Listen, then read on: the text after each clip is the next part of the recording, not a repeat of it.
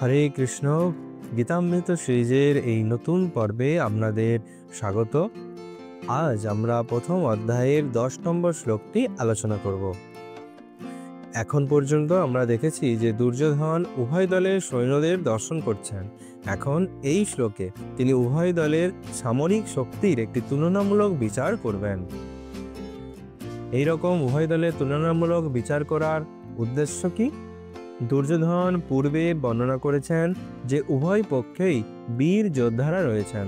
তাহলে প্রশ্ন আসতে পারে যে কৌরবরাই যে জয়ী হবেন এই বিষয়ে নিশ্চয়তা কোথায়?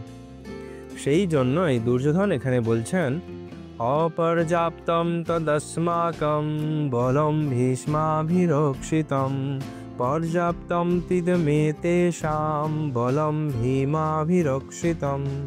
দুর্যোধন বলছেন যে কৌরবদের সৈন্য সংখ্যা অপরিমিত, অর্থাৎ অগণিত, অসংখ্য এবং মহাবুদ্ধিমান অভিজ্ঞ ভীষ্মদেবের দ্বারা সুরক্ষিত। অপরপক্ষে পাণ্ডবদের সৈন্য সংখ্যা পরিমিত, অর্থাৎ সীমিত এবং অনভিজ্ঞ ভীমের দ্বারা সুরক্ষিত।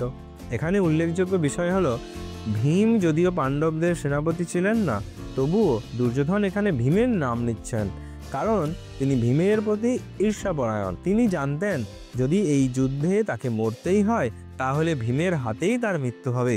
তবে ভীষ্মদেবের মতো শ্রেষ্ঠ সেনাপতির উপস্থিতির কারণে যুদ্ধ জয়লাভের বিষয়ে দুর্যোধন সুনিশ্চিত ছিলেন। এই কথাগুলি আমরা এই শ্লোক থেকে জানতে পারছি। এই শ্লোকের শিক্ষা: আত্মবিশ্বাস ভালো, তবে অতি আত্মবিশ্বাস ভালো নয়। দুর্যোধন এখানে তার অতি আত্মবিশ্বাস প্রদর্শন করছেন। এই ওভার কনফিডেন্স বা অতি আত্মবিশ্বাস আসার ফলে আমরা প্রতিপক্ষকে তুচ্ছ মনে করি।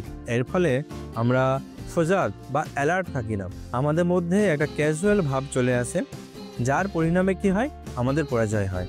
আমরা এখানে দেখতে পাচ্ছি যে দুর্যোধন তার ওভার কনফিডেন্স অর্থাৎ অতি আত্মবিশ্বাসের বশবর্তী হয়ে প্রতিপক্ষ অর্থাৎ পাণ্ডবদের তুচ্ছ জ্ঞান করছেন। হরে কৃষ্ণ। আপনাদের সঙ্গে দেখা হবে আবার পরবর্তী শ্লোকে। জগৎগুরু শ্রীল প্রভুপাদ কি জয়।